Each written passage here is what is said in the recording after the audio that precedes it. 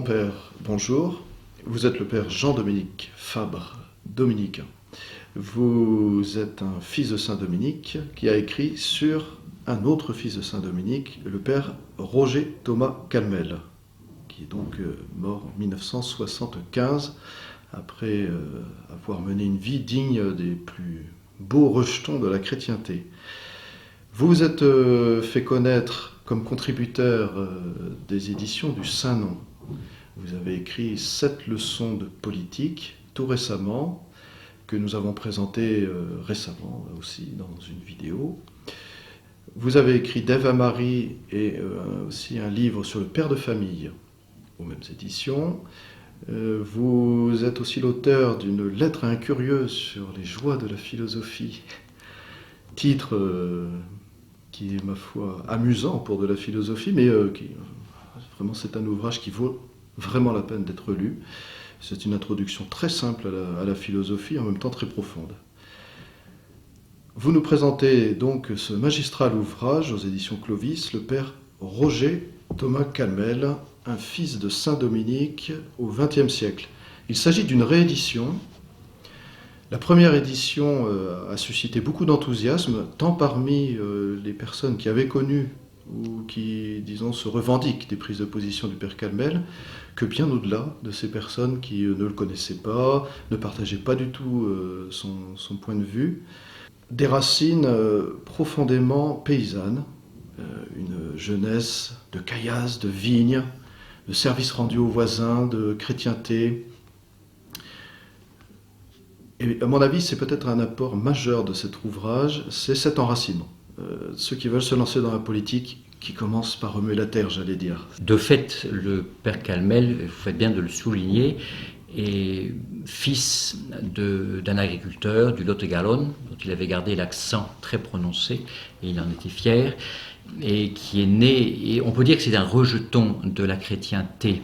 Et c'est peut-être effectivement une chose qui est intéressante, non seulement pour souligner son équilibre, son amour de la nature, mais surtout le sens de la chrétienté. La chrétienté et les principes de la foi qu'il a défendus toute sa vie, il ne les a pas découverts d'abord dans les livres, mais dans la vie.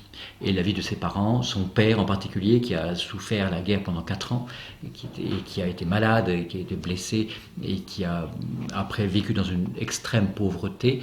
Et il a vécu dans son village, il a vécu une vie encore nettement marquée par la foi, et on peut dire, alors, fidèle à l'héritage de ses parents et de cette chrétienté. Il est né en 1914, juste avant, au mois de mai 1914, donc juste avant le déclenchement de la guerre, du mois d'août 1914, et il a véritablement ensuite porté les fruits de la chrétienté. Et peut-être, vous voyez, si on pourrait s'amuser à le comparer avec Monseigneur Lefebvre. Alors que Monseigneur Lefebvre était évêque, le père Calmel était père dominicain, ils s'entendaient très bien. Le père Calmel a rencontré Monseigneur Lefebvre en 63, la première fois en août 1963, et ils se sont très bien compris. Et le père Calmel a beaucoup insisté pour que Monseigneur Lefebvre prenne la parole et que Monseigneur Lefebvre se lance justement d'une façon très publique à partir de 70 dans cette œuvre de salut public, on pourrait dire, excusez-moi l'expression, au moins d'opération survie de la tradition apostolique. Et à tel point que quand Monseigneur a fondé sa fraternité, donc en 70, et il a fondé son premier séminaire donc à Fribourg, il a fait appel au père Calmel, il a demandé au père Calmel d'être le directeur de son séminaire. Alors le père Calmel n'a pas suivi, évidemment, parce que c'était pas sa vocation, mais pour dire l'intimité, l'amitié. Mais si on les compare, on peut dire que le Monseigneur Lefebvre a été préparé par la Providence à ce combat de pointe, on va dire, et puis pour affronter le concile et puis les papes, etc., pour défendre la tradition apostolique, soit doctrinale, liturgique, morale, et très bien. Et Monseigneur a été préparé par la famille, qui était très d'Action française, qui était déjà marquée dans ce combat de chrétienté, et puis ensuite par sa formation à Rome. Il y a tout. Alors que le père Calmel, non. Le père Calmel était fils d'agriculteur, de bons chrétiens, On voit dans les poésies, les lettres de son père sont admirables, dès la guerre de 14 et après. Et il est allé au petit séminaire à Agen, il est allé ensuite rentrer au séminaire à Toulouse, comme prêtre, il voulait être prêtre séculier, et au bout de 3 ans, il est rentré chez les dominicains. Donc il est rentré dans ce grand souffle, on peut dire, de vie contemplative, théologale, liturgique, que représente cet immense arbre qui prend ses racines en Saint-Dominique. Donc c'est un vrai... Et alors, il a découvert saint Thomas d'Aquin dès sa classe de philo d'ailleurs, et bien après, bien évidemment, il a approfondi, et ce sont les principes de la foi, les principes de saint Thomas d'Aquin dont il s'est nourri et qui lui ont donné cette sagesse pour répondre aux mots de son temps. Avant de parler de ses combats et aussi de ce qu'il a eu à subir pour sa fidélité à la foi de toujours, peut-être marquer son équilibre entre l'ordre naturel et l'ordre surnaturel. C'est un équilibre supérieur. Il disait que la vie est l'équilibre chrétien, c'est l'équilibre du vol, au sens d'un oiseau qui vole. Et donc, avec ses 2 ailes qui vont avancer, et c'est pas un équilibre poussif, une poule si vous voulez, enfin j'aime beaucoup les poules, c'est pas... mais enfin, c'est un équilibre dynamique si on peut dire, et son équilibre est supérieur. Je pense que le Père Calmel fut un homme de sagesse. Et c'est une grande leçon pour aujourd'hui, de retrouver la sagesse qui unifie ces 3 aspects. D'abord, un homme de prière. Il est frappant de voir, dès l'âge de 12 ans, dès l'âge de 15 ans, à 15 ans, il compose une consécration à la Sainte Vierge qui est un trésor, un bijou, une vraie merveille. Un homme d'oraison, un grand contemplatif. En ouvrant, c'est vraiment une école de spiritualité. C'est un homme plongé dans la contemplation de Dieu, un homme d'oraison et de prière. Donc, premier élément de cet équilibre. Cet équilibre n'est pas bipartite, si on pourrait dire. Enfin, il n'y a pas de schizophrénie. Non, c'est ça. Mais d'abord, cette vie. Mais il y a 3 parties dans la sagesse. D'abord, cette vision, ce contact avec Dieu et cette vie contemplative. Ensuite, ce qui rejoint ce que vous dites, c'est cette vie de chrétienté. Ce fut un grand docteur de la chrétienté, parce qu'il l'avait vécu, et voir comment cette vie contemplative s'enracine. Et vous verrez dans cette première partie, on parle des racines, et de l'art de travailler les champs, de faire un muret au bout qui clôture un champ, enfin, ou une propriété, que sais-je, ou faire une maison. Tout est inspiré par cet esprit de Dieu, de contemplation. C'est vraiment, encore une fois, c'est l'ordre naturel qui est inspiré, purifié et anobli par la lumière du ciel.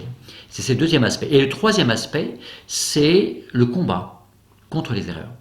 Parce que quand on a uni les deux, cette vie contemplative et cette vie sociale et cette vie communautaire, et alors là, on est adéquat aux erreurs de son temps, si on peut dire. Ça veut dire qu'on est apte à répondre aux misères de son temps. Et alors, évidemment, il fut un bagarreur de première catégorie. Et oui. Ça, avec beaucoup d'humour en plus. Il faut lire ses premières réflexions sur le concile, par exemple, dès novembre-décembre 1962. Le concile s'est ouvert depuis 1 mois ou 2, le 11 octobre 1962. Alors, il vous envoie des invectives, c'est délicieux, même de style. Mais il a cette... vraiment un prophète qui a su attaquer, disons, les erreurs. Mais c'est pas du tout un roquet qui aboie sur tout ce qui bouge, mais cette réponse parfois farouche, cette défense de la vérité, cette condamnation parfois farouche de l'erreur, elle est enracinée, pour ainsi dire, dans à la fois sa vie contemplative et cette vie de chrétienté, cette vie de communauté, cette vie de fortin, comme il aimait à parler. Alors ces combats commencent dès sa formation, puisqu'il s'aperçoit qu'il commence à y avoir des professeurs qui se dirigent vers de mauvaises positions théologiques, mais bien évidemment, avec l'arrivée, on va citer évidemment Congar, de Lubac, il est envoyé en Espagne, puis après ça à la Sainte-Baume, c'est déjà un peu un exil, une disgrâce. C'est cela. Il s'agit, comme vous le précisiez tout de suite, il s'agit dans cette biographie publiée chez Clovis, aujourd'hui d'une réédition. Et donc, on a du recul, parce que la première édition c'était en décembre 2012, et donc voilà, bientôt 3 ans, et donc on a du recul. Alors ce qui est très intéressant, c'est de voir justement que ceux qui l'ont connu l'ont retrouvé. vivant, riant, priant, encourageant, consolant les faibles. Et donc, je pense qu'à travers ses lettres, sa correspondance en particulier, on le revoit vivre. Mais aussi des gens qui n'ont pas suivi ces prises de position. Sur la messe, par exemple, en 69, ou suivant, encourageant Monseigneur Lefebvre jusqu'à sa mort en mai. Il voyait Monseigneur Lefebvre 3 semaines avant de mourir, en mai 1975. Et donc, et bien même des gens qui n'ont pas connu, ou qui n'ont pas suivi, ou qui n'avaient pas connu ces combats, ont été frappés. Encore une fois, par cette vie mystique, et puis cet équilibre de vie, cette sagesse, et en particulier, ils ont découvert que la crise que l'on subit aujourd'hui, et qui trouve évidemment, espérons que c'est son paroxysme ces derniers mois, mais qui malheureusement risque encore de durer, et bien cette crise, elle n'est pas née en 62. Et le père Calmel l'a vu au séminaire à Toulouse dès les années 30. Dès 33 plus exactement, quand il a commencé ses études, il a vu, là il y avait deux courants. Il y avait deux courants, un courant traditionnel, thomiste, fidèle au magistère de l'Église, au magistère de toujours, et on va dire traditionnaliste, si vous aimez l'expression, mais de tradition, pas au sens d'un parti, mais au sens d'une tradition, de la tradition apostolique, tout simplement, d'une part, et d'un autre côté, les idées libérales. Les modernistes qui avaient été arrêtés, on peut dire, par Pie X, toutes les mesures de Saint Pie X, relevaient un peu la tête et reprenaient du vent, si vous voulez, en poupe. Et alors, il a vu la différence. Il avait 19 ans. Et alors c'est petit à petit, il ne s'est pas lancé dans la bagarre tout de suite, parce qu'il a bien vu qu'il n'était pas compétent, qu'il fallait commencer par prier, par étudier la philosophie, qu'il fallait prendre ses racines, observer, et après, mais une lucidité impressionnante, une clarté de jugement.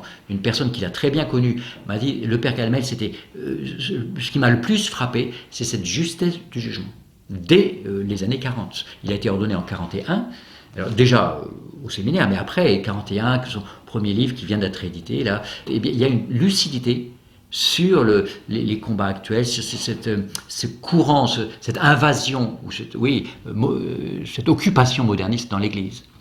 Et alors évidemment ça lui a joué des tours. Là vous lirez, parce qu'on ne peut pas rentrer dans les détails de son bannissement en Espagne, et après ce qu'il appelle la relégation sociologique, même dans les couvents où il était mis de côté, évidemment, comme tant d'autres. Le père Calmel, c'est quelqu'un qui s'est distingué par l'écrit. Alors beaucoup de ses écrits sont réédités fort heureusement, et notamment aux nouvelles éditions latines aujourd'hui. Donc, tout récemment viennent de paraître ces paroles d'évangile. Sa théologie de l'histoire, elle, paraît chez Dominique Martin-Morin aussi tout prochainement. On a aussi ces célèbres, les grandeurs de Jésus-Christ, on a les mystères du royaume de la grâce, qui sont respectivement chez Nouvelles Éditions Latines et Dominique Martin-Morin. Si tu savais le don de Dieu, donc sur la messe et les sacrements, Nouvelles Éditions Latines, et il y en a plein d'autres. Et il y a vraiment une grande activité autour du père Calmel. C'est quelqu'un qui a aidé par l'écrit et qui donne des conseils très avisés pour se tenir en catholique dans une crise généralisée de l'Église. Il voit cette crise comme un appel à la sainteté. Dieu, une phrase de saint Augustin, Dieu ne permettrait pas le mal s'il était assez tout-puissant et assez bon pour en tirer un plus grand bien. Ce qui signifie que si Dieu permet cette crise épouvantable, ce n'est pas pour nous écraser, pour nous désespérer, mais c'est au contraire un appel à plus de lumière, donc plus d'union à Dieu, et en particulier dans le domaine politique. Parce que parmi les écrits dont vous parlez, alors les écrits qui ont été réédités récemment, c'est plutôt d'ordre spirituel, selon l'Évangile, théologie de l'histoire, déjà un peu politique, mais les mystères du royaume de la grâce. Mais le père Calmel s'est signalé aussi beaucoup par ses articles dans la revue Itinéraire. Il a connu Madiran en 58, décembre 58, et dès ce moment, il a collaboré à la revue Itinéraire jusqu'à sa mort en 75. Quasiment tous les numéros, tous les mois, des articles de 15, 20, 25 pages, d'une densité, d'une profondeur vraiment extraordinaire, une lumière qui descend du ciel. Mais Surtout, vous verrez ces articles sur la politique. Il a aidé, un peu la cité catholique. Il a fait.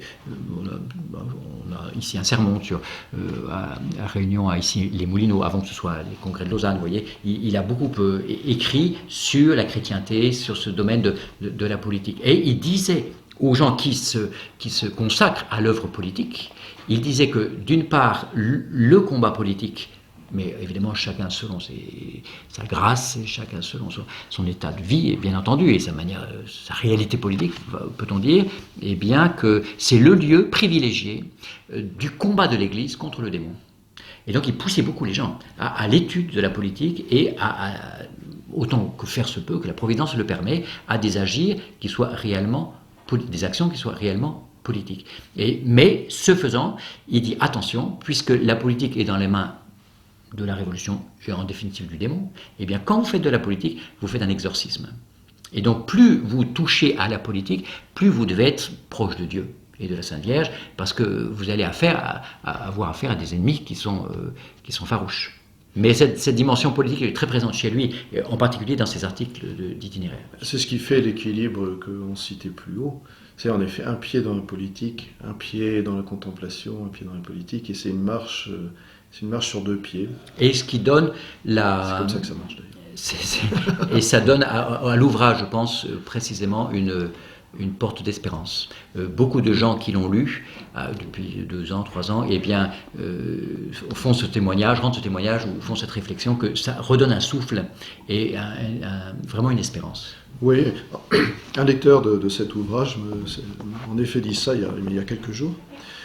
C'est qu'au lieu de se plaindre, on ferait mieux de lire ça et d'appliquer ça à sa propre vie, c'est tout. Mon père, merci beaucoup. Eh bien, bonne lecture. Donc, aux éditions Clovis, le père Roger Thomas Calmel, un fils de Saint-Dominique au XXe siècle, au prix de 24 €, 2e édition. Tous ceux qui l'ont lu ont été enthousiasmés, donc enthousiasmez-vous aussi et reprenez l'espoir politique et l'espoir religieux dans ce livre, dans cette vie du père Calmel.